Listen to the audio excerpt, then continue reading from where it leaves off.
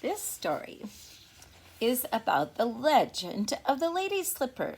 Now, I know lots of you are taking the hikes or getting into the woods and noticing something about the woods. There are little flowers coming. It's Grandpa's favorite time of the year. We've been to Myrie State Island, or Myrie Big Island, where you guys go camping with us sometimes, 2 times to see the flowers. And now I know the bluebells are out. Today is Grandpa's afternoon off. It's kind of windy outside, but he might still want to go to the park to see the new flowers. Well, this is the legend of the Lady Slipper, and for those of you in 6th grade have studied Minnesota history, and you'll know that the Lady Slipper is the Minnesota state flower. And a legend means it's kind of a myth, true, but it's kind of fun to hear how that happened. This author is from Minnesota and lives near Duluth. The legend of the Lady Slipper is an Ojibwa tale.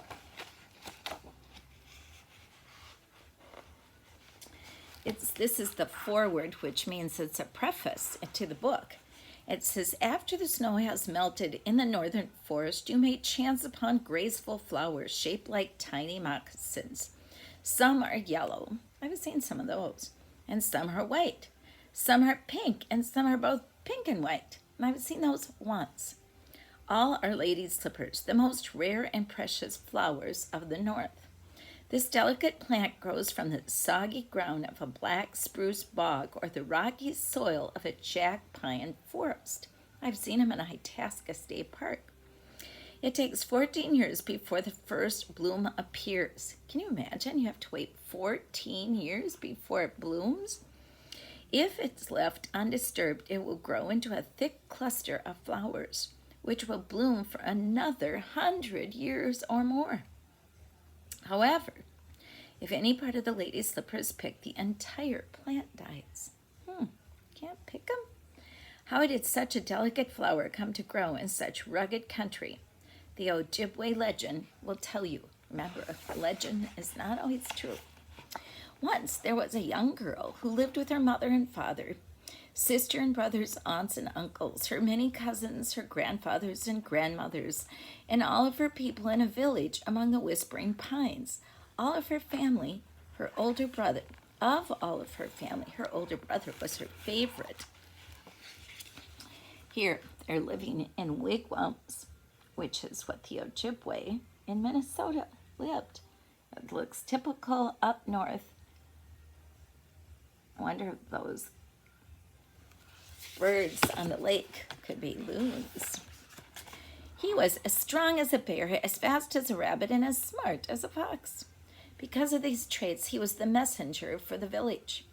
And when he went on his journeys, the little girl begged to go along with him, but all he would say was, maybe tomorrow. You can see he's much bigger than she is. Probably Odin, Jack, Abe's, and Everett's size. That's what it looks like to me. And of course, they can run pretty fast.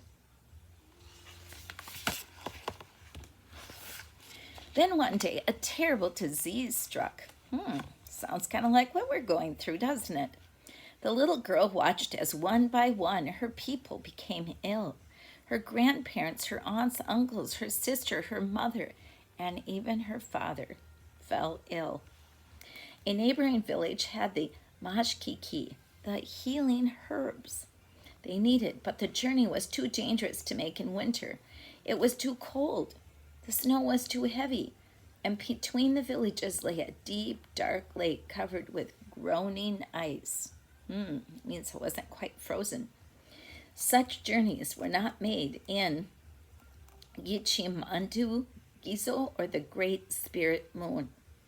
Still, her brothers said yes, he would make the trip. Here they are, sick. Sounds like something like COVID, doesn't it? But then, even he became ill. Her brother became ill. Now the little girl thought surely there was no one else to go. What do you think she's thinking? Do you think she might think she should go? she's probably Sylvie and Ingrid's age. Maybe tomorrow, she thought. But looking at her brother, his face was bright with fever.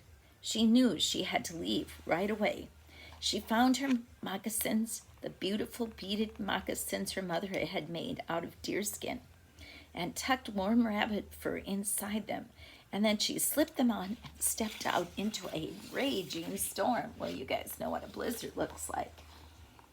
That's what she was do. There's her brother, super sick. There's her beautiful moccasins.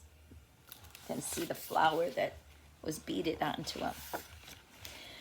Trees lashed around in the wind, rattling their branches. Falling snow stung her face. Ma questioned. It hissed, "Be strong." The girl bent her head and stalked like a bear into the storm. The snow tugged at her, but she charged through it, plunging into the wind. And here you can see the words that said, "Be strong," in Ojibwa. But looks like a blizzard to me. You guys have seen those before. All day she walked until at dusk she stood before the wind-swept lake. The slick ice lay as if asleep, silent, and on the far shore the wigwams of the other village glowed warmly. The little girl stepped onto the frozen lake, and the ice shuddered and woke. "Dada Tabin," it rumbled. "Go quickly." So the girl ran like a rabbit, skittering and slipping. Here she's trying the ice out. There's the village across the lake that she has to get medicine. When she reached the other side, all the people rushed out to meet her. She told them her story, and when she finished, she saw their faces glowing with admiration. That means they were really proud of her. Then an old woman swept her up and carried her into a lodge. She fed the little girl roasted venison, which is deer meat, and warm tea. She tucked her in with soft robes. The girl was almost asleep when she remembered the medicines. "The mashkiki," she murmured. Here they are welcoming her to get over the lake. And here's the woman tucking her in. And then all of a sudden she remembers, oh, the medicine. "We will bring you and the mashkiki to your people," the old woman whispered, "tomorrow. It is too dark and too cold to travel tonight." But when the little girl closed her eyes, she saw the sad, pale faces of her family and her friends and her brother, and she knew she must leave right away. She rose quietly, gathered up the medicine bundle, and crept out. The storm had stopped. Now all was deep, cold, and silent except the popping and cracking of the trees. Her eyes stung. She felt the frost gather on her cheeks. She pulled her robe tight and hurried across the lake. There she is, sneaking out with the medicine pouch. Do you see her medicine pouch on her? And there's the woman who is taking care of her sleeping. Blue and green lights flickered in the sky. She knew the lights were the spirits of the dead, gaily dressed, rising and falling in the steps of a dance. Fibaga Nino, her people called them the Northern Lights. Some of you have seen those. What if someone from her family or one of her people were to join them because she had been so slow? She was afraid they were going to die. She left the lake and quickened her pace, keeping her eyes on the lights in the sky. Now this is the artist's view of what the Northern Lights might look like.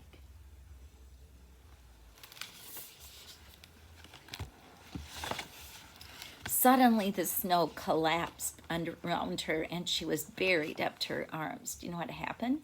She stepped into a snowbank and she went all the way down. She kicked and punched at the snow. That was no use. She turned her little legs as fast as she could as if to run out of the snow. That only dug her in deeper. Above her, the dancing spirits leapt and spun. Maybe she would be the next one among them, she thought. She thought she might die. She fell back, exhausted, super tired. Niwahakan, the snow around her, whispered, "Be wise." She must be smart like the fox who thinks his way around the trap. So here she is.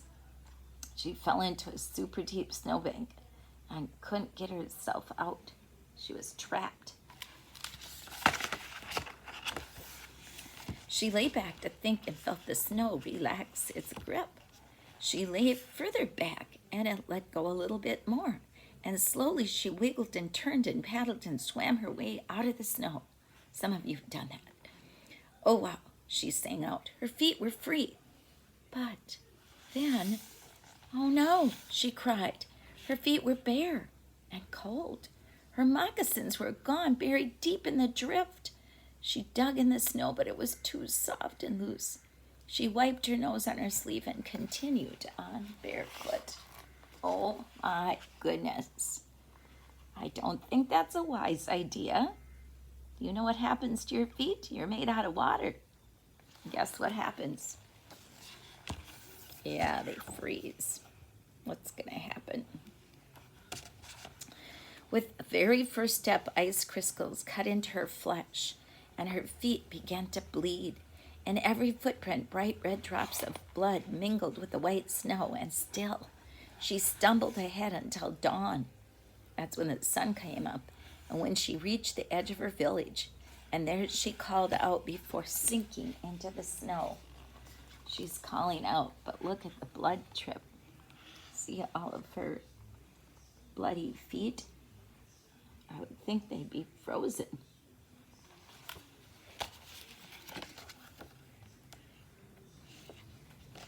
The people from her village, even some of the sick ones, ran out when they heard her cry. They carried her back to her lodge and wrapped her swollen and bleeding feet in thick, warm deer skins. Because of the mashkiki, the people were healed. In other words, the medicine, which is the mashkiki, healed them. The little girl remained weak for a long, long time, but soon after the snow melted, she too got better or recovered. Here she is super sick. This just shows that it was spring before she got better. When the forest turned green, she and her brother went to search for her lost moccasins. Sometimes when the snow melts, you find lots of fun things, don't you? What they found there filled them with wonder. On the very spot where she had lost her moccasins, and wherever she had stepped with her bleeding feet, beautiful new flowers grew. They were pink and white and shaped just like the little moccasins the girl had worn on her journey. So if you've ever seen the moccasins, the lady slipper, notice how this bottom part looks like a moccasin, the front of it. And they grow in bunches just like that. I've only seen the pink and white one once when it was in bloom at Itasca. The Ojibwa people named the new flower moccasin, wa bigwan, which means the moccasin flower. Today it is also called the lady's slipper. The people gave the little girl her name to Waona, or little flower, because although she was as strong as a bear, fast as a fox, fast as a rabbit, smart as a fox, she was also as lovely and rare as a wild spring flower. Now the legend of the lady's slipper. I thought because it's spring it would be fun for you to hear about the lady's slipper.